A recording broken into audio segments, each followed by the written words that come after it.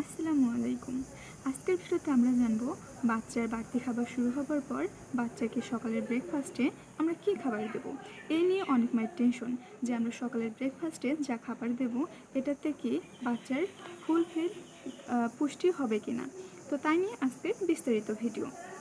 তো বাচ্চার বাড়তি খাবার শুরু হবার পর ব্রেকফাস্ট হিসেবে সকালে আপনি ডিম দিতে পারেন, কারণ ডিমে হাই প্রোটিন থাকে যা বাচ্চার শরীর গঠনে অনেক বেশি ভূমিকা রাখে।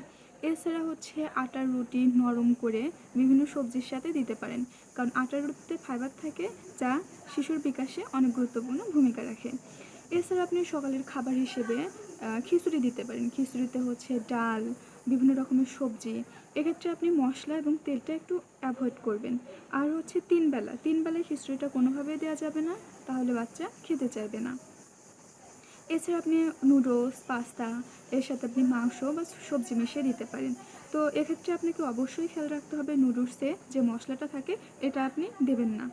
তো হালকা মশলা বা মশলা ছাড়াই আপনি এই নুডলসটা রান্না করে দিতে পারেন। এছাড়া মুরগির মাংস স্যুপ হিসেবেও রান্না করে দিতে পারেন।